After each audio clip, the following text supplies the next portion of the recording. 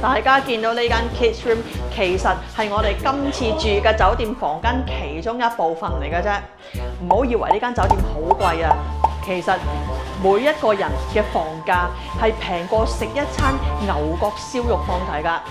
上次我哋喺呢度住完 villa， 但係咧 villa 就唔係個個都啱嘅。我哋今次翻嚟住佢嘅 condo， 係因為咧裏面有得玩。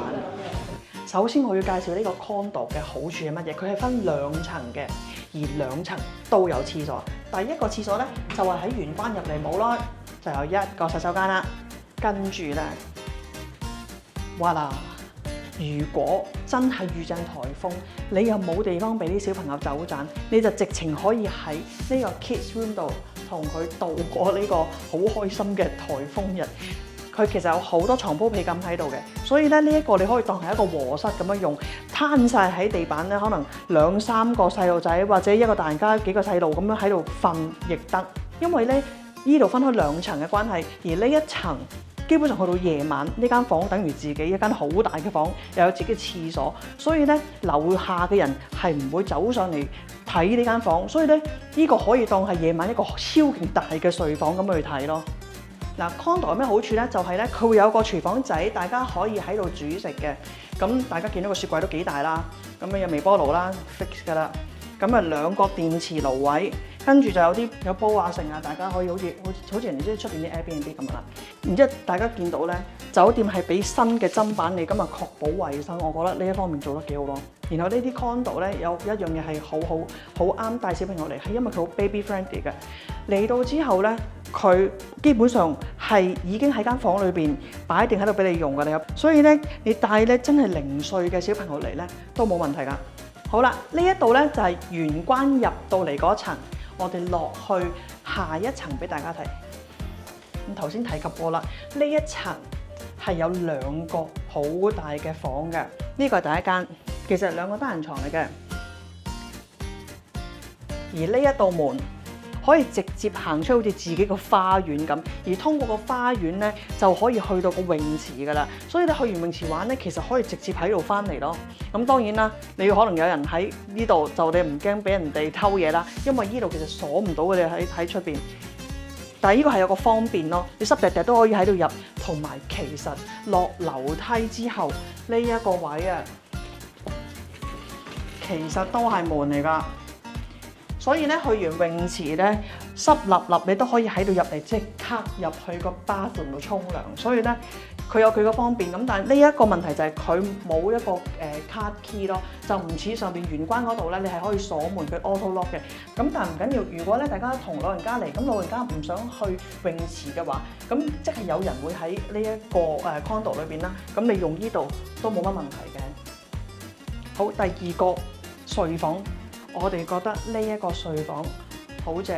嗱，呢個公仔唔係附設嘅，係 Mia 帶過嚟嘅。我覺得呢個睡房咧 cosy 啲。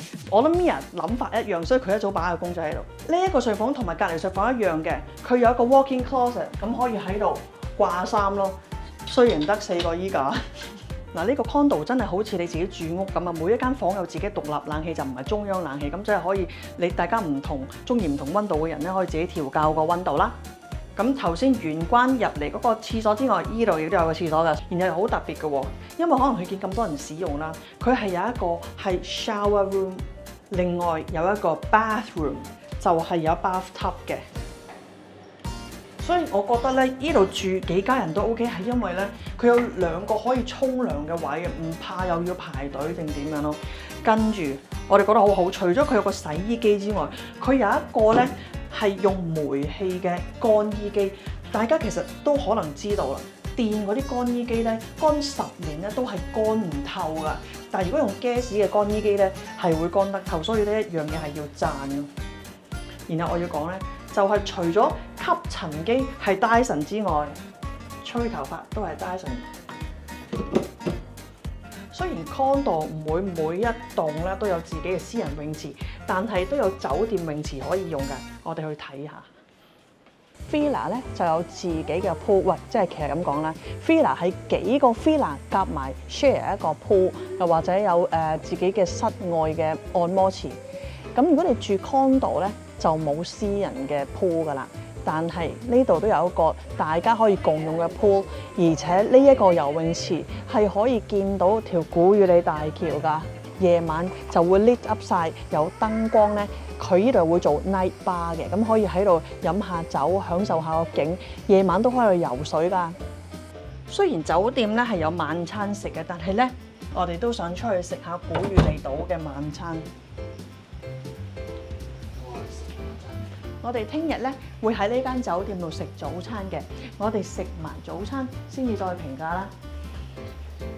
仲有我哋覺得呢間酒店咧有一個好好嘅用法，好多人咧會諗住嚟沖繩結婚嘅。我覺得呢個係一個好好嘅 destination。點解？因為佢有個 chapel， 而呢一個景點係見到古與里大橋，同其他嘅海景係唔同嘅。咁當然啦，結婚嗰對新人住 villa 啦，然後你可以請一大堆親朋戚友嚟住 condo， 亦都唔會覺得超貴，大家都係負擔得起嘅。我哋覺得咧，呢個真係好好 idea。哇！18,000yen住6個人，仲包早餐，係平到嘔，係平到嘔啊！去到個位係好癲。大家睇下食早餐嘅地方咧，都可以睇到咁靚嘅古與里島大橋啊！真係殺晒。嗱，坦白講咧，早餐咧，如果咧個房價唔係差好遠，可能成間房先至爭嗰2-3千 yen 咧，真係喺度食埋算。因為咧古與里島咧，你要揾早餐咧，我覺得係比較艱難。附近咧嗰個驛站咧，佢有一啲鋪頭佢10點先至開嘅。咁你呢度可以食埋早餐，然之後先至起行咯。仲有譬如呢啲海葡萄啊、沖繩嘅吞拿魚啊，咁呢啲魚生飯都可以喺呢度食到咧，就唔使自己整。你呢啲出去食都要我諗千幾yen，即係大啲啦。大啲嘅話，起碼1000yen嗰啲叫做係夏威夷嗰啲 poke bowl。咁你出去食都好貴啊。咁你呢度可以朝頭早試下咁嘅方法去食。咁大家整嘅魚生飯咧，裏邊咧好多食材都係沖繩，例如沖繩產嘅吞拿魚啦、沖繩產嘅蛋啦，然後有好出名嘅海葡萄啦。呢度呢執嘢咧，你喺超市買嘅都100幾yen，所以如果你話呢度早餐圍翻起幾百yen一個人咧，係抵嘅。我哋係住喺沖繩嘅香港人，我係 Oki Family 嘅 Amy。我哋咧有一間潛水鋪叫做清潛喺恩納村㗎，大家下次嚟沖繩玩嗰陣，記得揾我哋玩浮潛啦、體驗潛水同埋持證潛水啦。嗱，我哋其實之前講過好多次啦，我哋嘅酒店開箱片咧都係清潛贊助㗎，所以咧我哋可以暢所欲言。但係今次呢個酒店係例外，點解呢？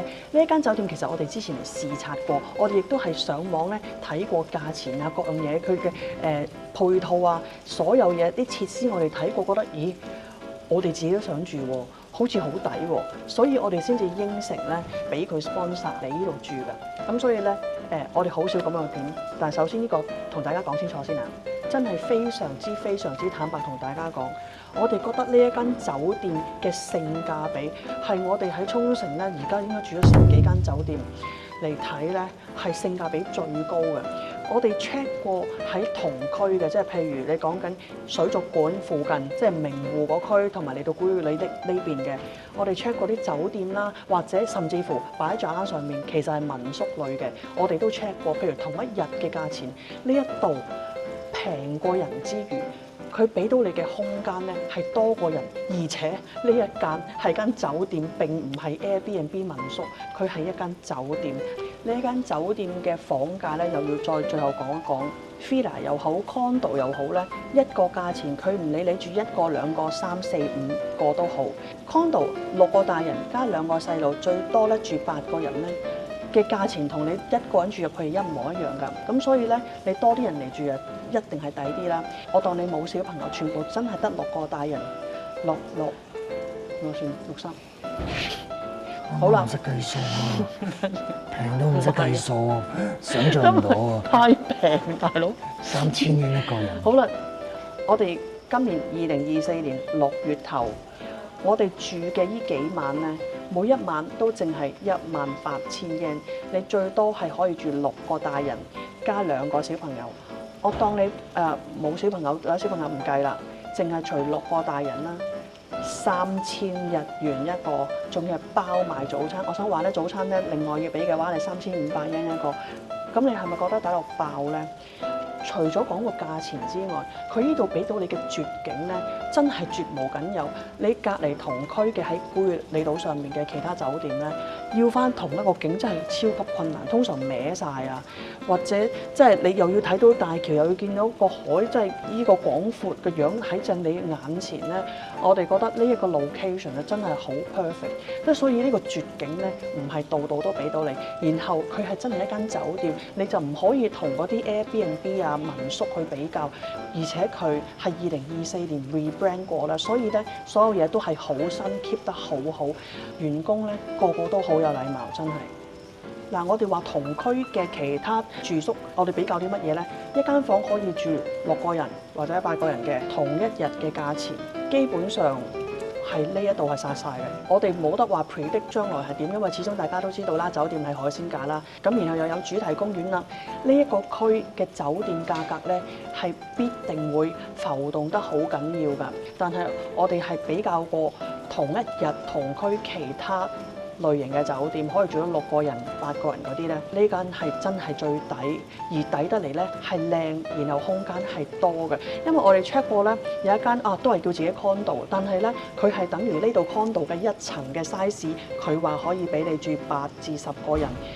廁所2個，但係咧睡房得1個，可能5、6個人，唔係大家用共同嘅空間鋪晒啲和式嘅闊湯喺度打橫瞓嗰隻啊。但係呢間係酒店，佢 condo 俾到你3個係分得好開嘅睡房嘅格局。咁我係覺得對於香港人嚟講尤其是私隱真係好重要，你唔想瞓覺嗰陣時俾朋友見到自己瞓覺個樣，即係正常啦。所以咧，點解我同嫲嫲都係對於呢個 condo 係好滿意？因為我哋中意有個人空間，嫲嫲都唔想瞓廳啦，坦白講，係咪先？嫲嫲係咪先？然後 condo 都好，都有個絕景嘅泳池俾你用。我哋覺得呢度嘅價錢咧，同 Airbnb 上面嘅民宿比咧，佢係差唔多 match 到，甚至乎平過佢哋。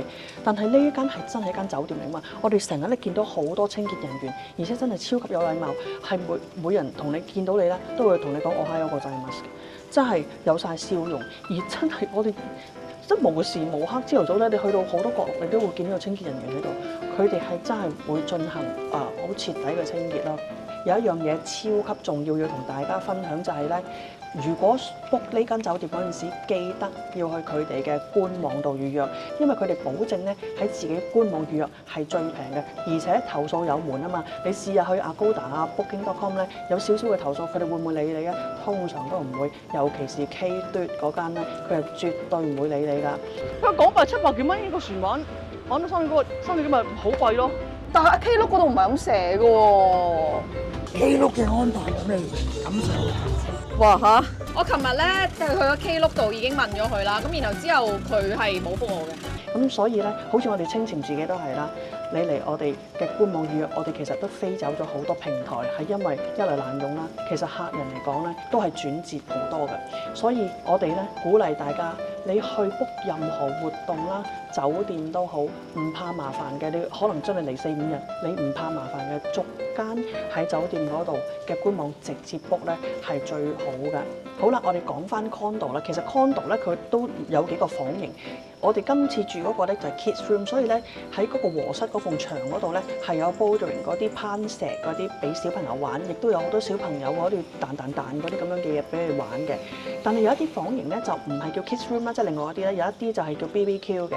咁所以咧另外嗰啲房咧嗰個係一個和室嚟嘅，變相咧你喺玄關入嚟嗰一層有和室嗰度咧，夜晚就變咗好似一個好大嘅獨立房咁樣，佢亦都有自己嘅廁所可以用。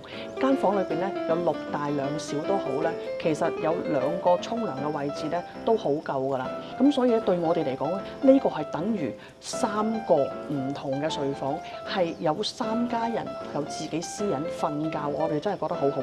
而我哋今次咧係3代同堂一齊嚟住嘅，所以咧就梗係要照顧老人家嘅感受啦。而我哋屋企嘅老人家咧並唔係一個普通嘅老人家，佢係一個超級奄尖聲悶嘅老人家，基本上30、40年前嗰啲年代已經會帶爹爹同佢個妹喺香港嘅 Sheraton 度 staycation 嘅呢種咁嘅人，所以咧爹爹帶佢一齊去住酒店咧，都係一路滴住汗，一路揾酒店咧，好驚唔啱嫲嫲嗰套嘅。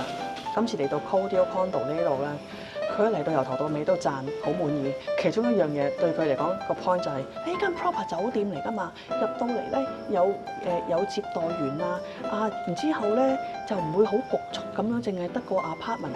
出到嚟又見到有草地啊嘛，係啊，我哋其中咧我哋喺呢度其中一個 condo。喺下面嗰層咧，可以行出嚟花園，即係呢度咧，好似變相係自己一個後花園咁樣。咁個嫲嫲就好滿意。大家我諗都好明白啦。如果你得罪老人家咧，你成個行程都唔會好過嘅。所以咧，最緊要係照顧老人家嘅感受。呢個係我哋今次得出嘅結論。